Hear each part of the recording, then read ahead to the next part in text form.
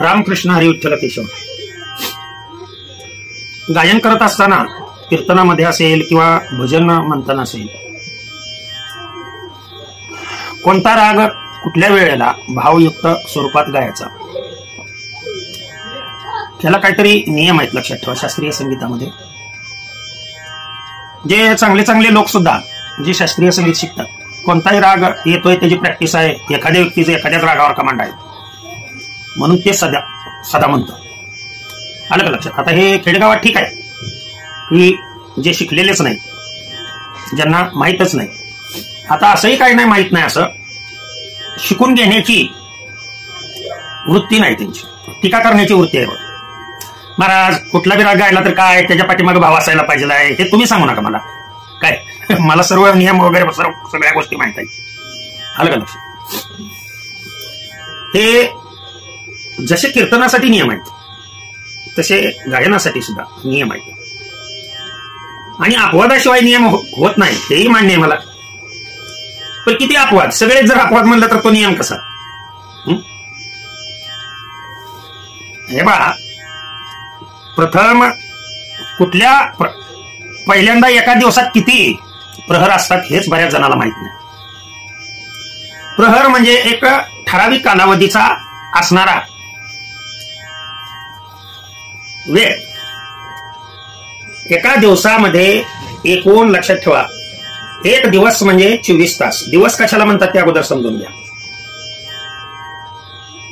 प्रकाश आहे म्हणून दिवस असा समज नाही. एका दिवसाची व्याख्या अशी,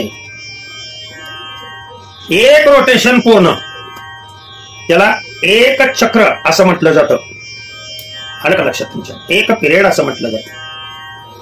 मग कोणताही एक पिरियड घेतला हे शास्त्र सांगतोय, विज्ञान सांगतोय, ज्ञान सांगतोय, गप्पा गोष्टी चाललेल्या नाही.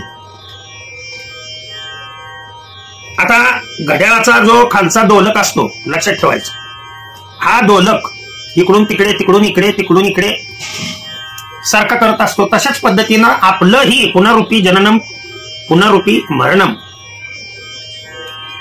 हे चालूच असतं. आलं का लक्षात? जन्मायचं, मरायचं, उपजले ते नाशे, नासे पुनरुपी दिसे. आलं का लक्षात? हे घटिका यंत्र जैसे. आता सर्वांना प्रमाण पाठ आहे. मग कुठेही असेल लक्षात ठेवा, कोणत्याही गोष्टीमध्ये एक पिरियड समजला पाहिजे. तसं आपण ज्या सृष्टीमध्ये नेचरमध्ये वावरतो त्या नेचरचा पिरियड माहित असणं आवश्यक आहे. आणि शक्यतो या एका पिरियडमध्ये किती दोलन होतात. आलं का लक्षात?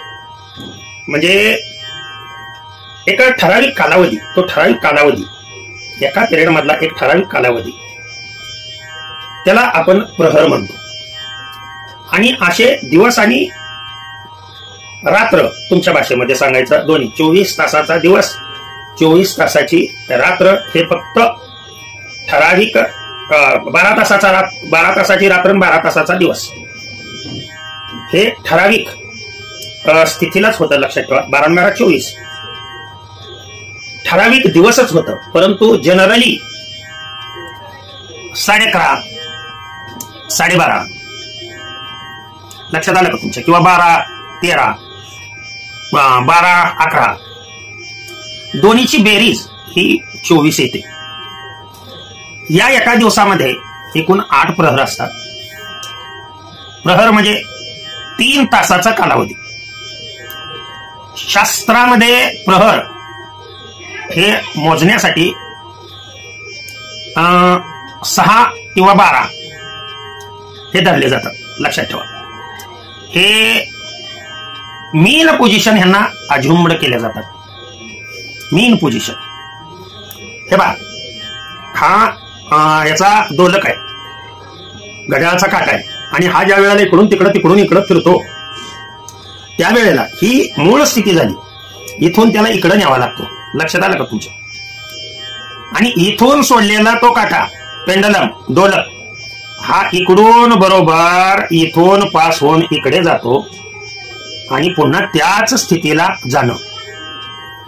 म्हणजे इथून सुटला होता, या ठिकाणावरून सुटला होता, आलं का लक्षात? त्याच स्थितीला जाणं त्याला एक पिरियड असं म्हणतात. आणि अर्थचा पिरियड आहे 24 आवर्स. हे नीट लक्ष द्या. हे स्वतःभोवती रोटेट होण्याचा अर्थ जशी सूर्याभोवती फिरते तशी अर्थ स्वतःभोवतीही फिरत असते. Similar to electrons. Electrons are revolving around the nucleus. परंतु जसे हे इलेक्ट्रॉन त्या सर्क्युलर ऑर्बिटमध्ये फिरतात, वर्तुळाकार मार्गाने फिरतात, तसेच ते स्वतःच्या भोवतीही फिरत असतात. मग काही क्लॉकवाईज डायरेक्शननी फिरतात तर काही अँटी क्लॉकवाईज डायरेक्शननी फिरतात. क्लॉकवाईज डायरेक्शननी म्हणजे घड्याळाच्या काठीच्या दिशेने. आता हे थोडंसं जे शिकलेले नाहीत त्यांच्यासाठी अवघड जाईल, परंतु समजून घ्या तुम्ही. म्हणजे घड्याळाचा काटा कसा फिरतो त्याला क्लॉकवाईज, घड्याळाच्या काठ्याच्या दिशेने, आणि अँटी क्लॉकवाईज म्हणजे विरुद्ध. इलेक्ट्रॉन स्वतःभोवती फिरत फिरत सूर्याभोवती न्यूक्लियस भोवती फिरतात, तसंच पृथ्वी ही अर्थ ही स्वतःभोवती फिरत फिरत सूर्याभोवती फिरते. जेव्हा पृथ्वी स्वतःभोवती फिरते, पृथ्वी स्वतःभोवती फिरत असल्यामुळे आपणाला दिवस आणि रात्र हे भासतात. आलं का लक्षात? हे सत्य काय नाही हे सर्वांना माहिती, परमार्थिक व्यक्तीला तर माहिती, परंतु ज्या अर्थी दिसतंय त्या अर्थी सत्य आहे असं म्हणावं लागेल. परंतु याच्या पलीकडे परमार्थामधल्या व्यक्तीनं गेलं पाहिजे. जगत मिथ्या. आलं का लक्षात? जेव्हा ही पृथ्वी सूर्याभोवती एक रोटेशन पूर्ण करते. कुणाभोवती? सूर्याभोवती. आता ही महत्वाची गोष्ट आहे. वर्ष, त्याला वर्ष म्हणतात. आणि सूर्याभोवती फिरण्यासाठी तिला दिवस लागतात 365 दिवस जनरली असेल तर. आणि दर 3 वर्षांनी लीप इयर येतं. ज्या लीप इयर मध्ये 366 दिवस असतात. म्हणजे फेब्रुवारी महिन्यामधला एक दिवस, जनरली फेब्रुवारी महिना 28 दिवसाचा असतो, परंतु तो 29 दिवसाचा जर असेल तर लक्षात ठेवायचं हे लीप इयर आहे. आता सगळेच कॅलेंडर पाहतात म्हणून हे सांगायला लागलो.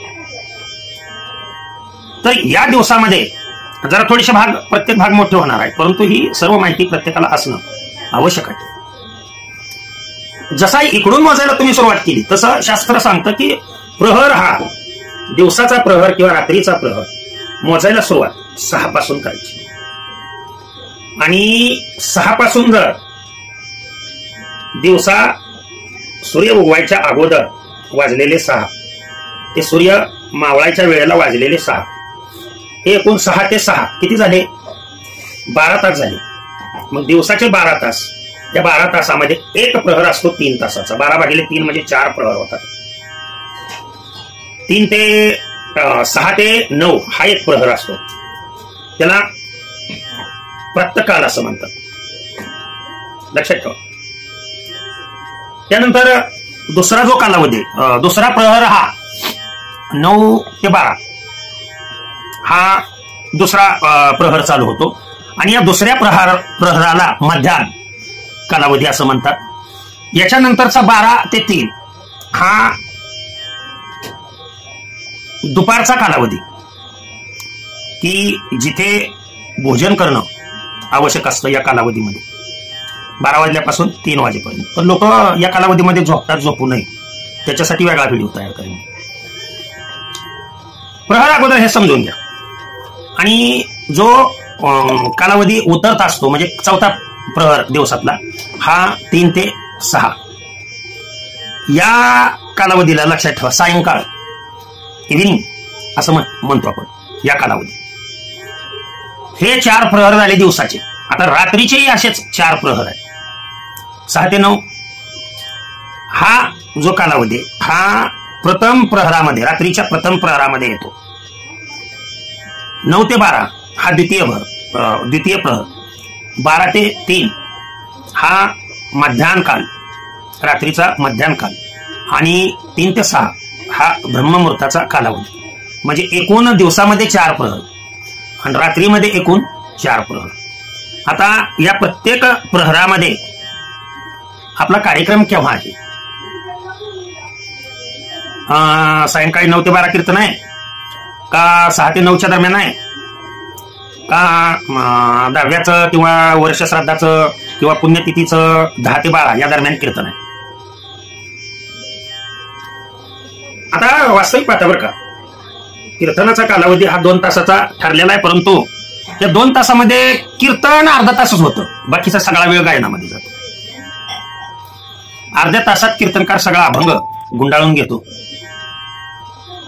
1 प्रहर हा कीर्तनाचा कालावधी असतो. 9ला चालू केलं की 12ला संपावं, परंतु तेवढा वेळ आता सध्या कुणाकडे नसल्यामुळं अगदी वर्षश्राद्धाचं कीर्तन 10ला सुरू व्हायला पाहिजे, परंतु ते चालू होतं 11ला आणि 12ला तर फुलं टाकून मोकळे होतात.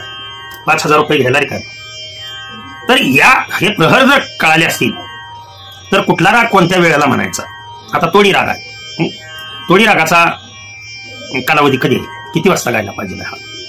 भैरव आहे, कधी गायला पाहिजे हा, कोणत्या वेळेला गाणं आवश्यक आहे. सारंग आहे समजा किंवा कापी थाटातील आहे, खमाज थाटातील आहे, केव्हा केव्हा गायला पाहिजे त्याचा क्रम काय ते आपण पुढच्या भागामध्ये पाहूया. झालेली सेवा सद्गुरूंच्या चरणी अर्पण करतो आणि सेवेला पूर्ण विराम होतो. पुंडलिक वरदा विठ्ठल श्री ज्ञानदेव तुकाराम. चला